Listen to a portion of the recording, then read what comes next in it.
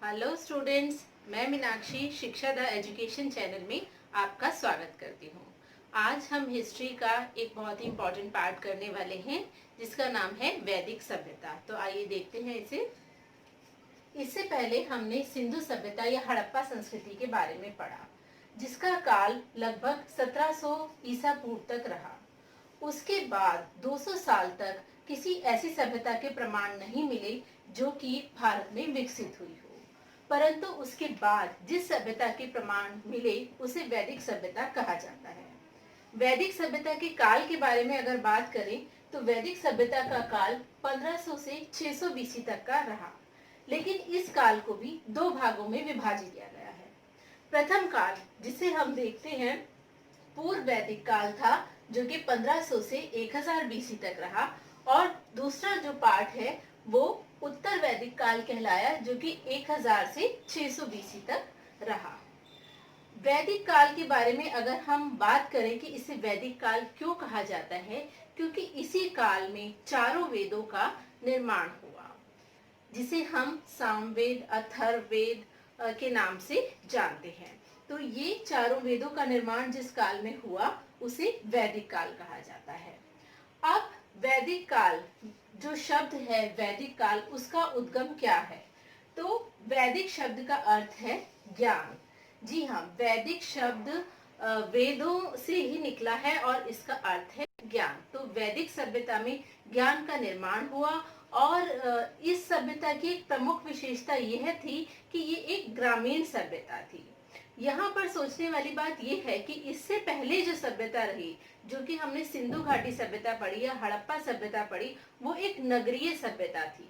लेकिन उसके बाद में जो सभ्यता आई और जो उसके प्रमाण मिले, उससे ये पता चलता है कि वैदिक सभ्यता एक ग्रामीण सभ्यता थी।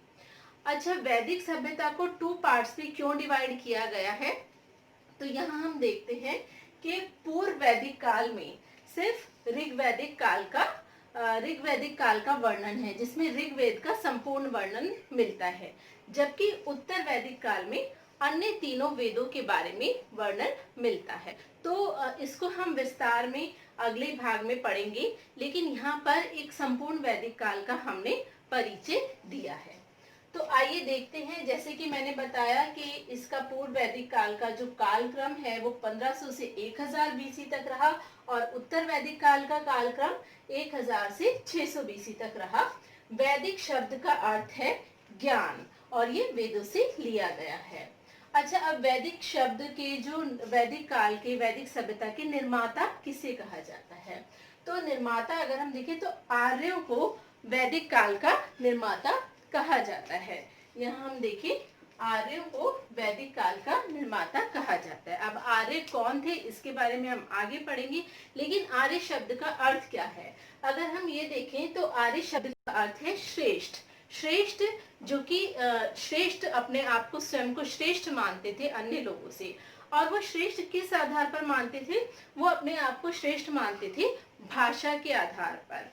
तो जो लोग स्वयं को श्रेष्ठ मानते थे उन्हें आर्य कहा गया।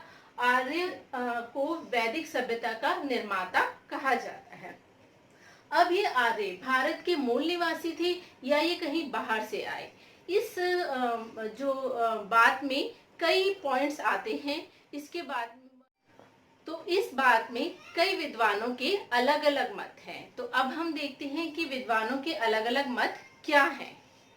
तो वैदिक सभ्यता में जो है मूल निवासी जो माना जाता है वो आर्यों को माना जाता है, लेकिन ये आर्य भारत में आए कहाँ से? तो इसमें जो सबसे महत्वपूर्ण मत है वो मैक्स मूलर का मत है। मैक्स मूलर ये मानते हैं कि आर्य जो है वो मध्य एशिया से भारत में आए। उन्होंने ये माना, और इस मत को काफी लोगों ने बाद में स्वीकार भी किया।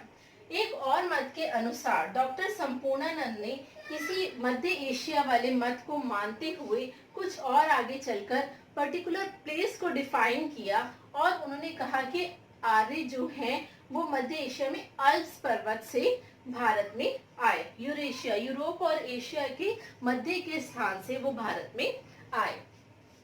अगर हम बाल गंगाधर तिलक की बात करें, जो कि एक समाज सुधारक थे, तो उन्होंने आर्कटिक उत्तरी ध्रुव से आर्यों का आगमन कहा। तो बाल गंगाधर तिलक के अनुसार आर्यों का आगमन आर्कटिक से उत्तरी ध्रुव से हुआ। एक अन्य मत के अनुसार, स्वामी दयानंद सरस्वती के अनुसार, आर्य तिब्बत से भारत में आए। अब ये जो सब मत आए, इसका प्रमुख कारण यह था कि आर्यों का रहन सहन, आर्यों की जो शैली थी, जिस सभ्यता का विकास के प्रमाण हमें मिले, उस सभ्यता के जो अवशेष है वो काफी मध्य एशिया, आर्कटिक और तिब्बत में पाई गई सभ्यताओं के अवशेषों से मिलते जुलते थे। इसीलिए इन विद्वानों ने अपने अलग अलग मत वैदिक सभ्यता के बारे में दिए। तो आइए आगे देखते हैं। तो अगर हम जानकारी के स्रोतों की बात करें कि हमें वैदिक सभ्यता की जानकारी कहाँ से प्राप्त हुई है, तो इसकी जानकारी हमें दो प्रकार से प्राप्त होती है। एक तो प्राप्त होती है पुरातात्विक स्रोतों के आधार पर और दूसरी साहित्यिक स्रोतों के आधार पर। तो आइए देखें कौन से महत्वपूर्ण पुरातात्विक स्रोत हैं तथा कौन से महत्वपूर्ण साहित्यिक स्रोत हैं। महत्वपूर्ण पुरातात्विक साक्ष्यों की अगर हम बात करें, तो बोगासकोई का अभिलेख, जो कि 1400 बीसी में बना था, उसे अत्यंत महत्वपूर्ण माना जाता है वैदिक सभ्यता के स्रोतों के रूप में। और ये कहाँ से प्राप्त हुआ? ये मध्य एशिया से प्राप्त हुआ।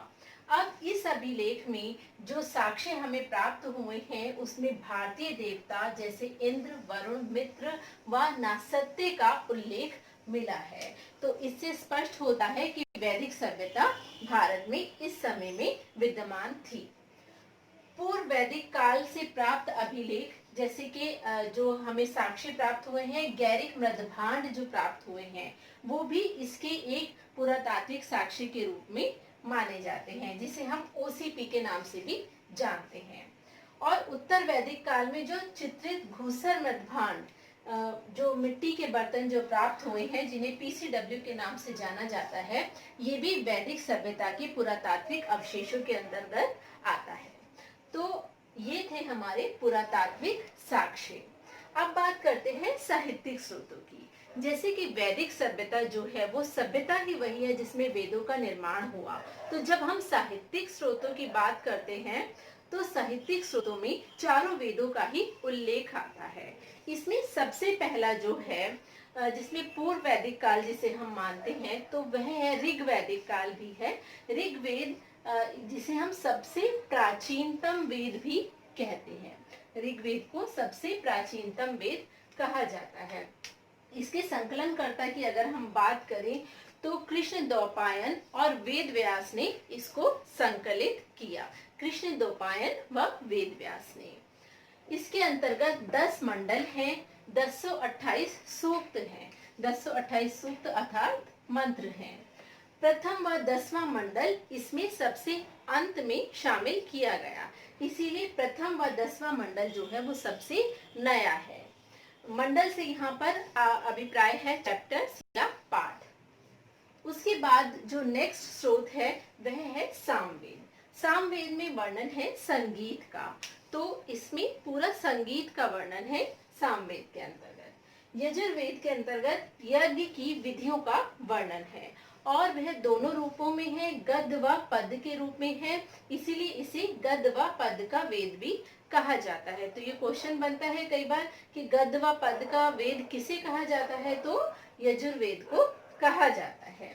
नेक्स्ट अगर हम देखें तो अथर्ववेद। अथर्ववेद में वर्णन है जादू टूना, वशीकरण आदि का इस वेद में वर्णन किया गया है। इसे ब्रह्मवेद भी कहते हैं, ब्रह्मवेद या श्रेष्ठ वेद भी इसे कहते हैं। ये सबसे बाद का वेद है, सबसे बाद में इसका निर्माण हुआ। तो ये हमने वैदिक सभ्यता के बारे में कुछ इनिशियल इंफॉर्मेशन ली, कुछ प्रारंभिक जानकारी हमने प्राप्त की। इसमें हमने देखा कि वैदिक काल का जो काल है, कालक्रम वो क्या है। उसके बाद हमने देखा कि विभिन्न विद्वानों के अलग अलग इसके बारे में मत कहाँ से हैं, आर्य कहाँ से आए, आर्य का अर्थ क्या है, और इसके साक्ष्य कौन कौन से हैं, पुरातात्विक साक्ष्य क्या है और साहित्यिक साक्ष्य क्या है। तो हमने भाग 1 में वैदिक सभ्यता से संबंधित इन्हीं सभी जानकारियों को एकत्रित किया। अब हम भाग 2 में ऋग वैदिक काल और उत्तर वैदिक काल के सेपरेट वर्णन, अलग अलग वर्णन करेंगे और इसकी डिटेल में हम इसकी व्याख्या करेंगे। तो आशा है आपको वैदिक सभ्यता भाग 1 पसंद आया होगा। अगर आपको ये अच्छा लगा तो इसे लाइक शेयर करें और चैनल को सब्सक्राइब करें। Thank you students.